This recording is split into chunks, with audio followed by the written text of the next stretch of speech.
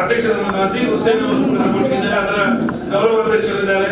ಹಾಗೆ ಎಲ್ಲ ಅದರ ಸದಸ್ಯರು, ಅದರ ಸೆಕ್ರೆಟರಿ ಎಲ್ಲರೂ ನಮ್ಮೊಟ್ಟಿಗಿದ್ದಾರೆ. ಬನ್ನಿ. ಇವರು ಇತ್ತೀಚೆಗೆ ಕೇರಳದಲ್ಲಿ ಉಂಟಾದ ಪ್ರಕೃತಿ ವಿಕೋಪ ಸಂತ್ರಸ್ತರಿಗೆ ಬಟ್ಟೆಗಳನ್ನು ಮತ್ತು ಇನ್ನಿತರ ಸಾಮಗ್ರಿಗಳನ್ನು ವಿತರಿಸಿದ್ದಾರೆ. ಕರ್ನಾಟಕ ಬ್ಲಡ್ ಹೆಲ್ತ್ ಸೆಂಟರ್ ಜೊತೆಯಾಗಿ ನಮ್ಮ ಸಂಸ್ಥೆಯು 99 ಸದಸ್ಯರುಗಳನ್ನು ಸೇರಿಕೊಂಡು ರಕ್ತದಾನ ಶಿಬಿರವನ್ನು ಮಾಡಿದ್ದಾರೆ. ಸಮುದಾಯ ಆರೋಗ್ಯ ಕೇಂದ್ರ ಸಹಯೋಗದೊಂದಿಗೆ ಆನೆಕ್ವಾರು ರೋಗ ತಪಾಸಣಾ ಶಿಬಿರವನ್ನು ನಡೆಸಿದ್ದಾರೆ. ರಾಸಿಕ್ ಗುಲ್ಲಾಲ್ ಮತ್ತು ಯಹಿಯಾ ನಸೀರ್ ಮಂಚಿರ ಮುಂತಾದವರನ್ನು ಸನ್ಮಾನಿಸಿದ್ದಾರೆ.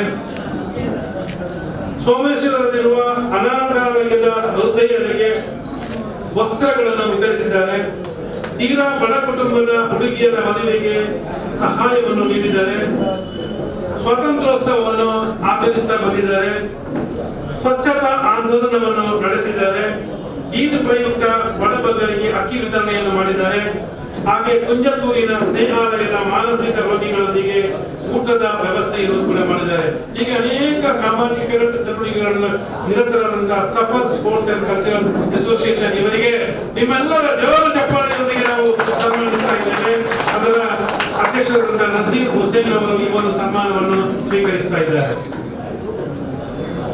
ನಮ್ಮ ಕ್ಷೇತ್ರ ಇಫ್ತಿಕಾರ್ ಅವರ ಕ್ಷೇತ್ರದ ಮಂಚಿಲ ಮುಲ್ಲಾರ Safar sports and cultural association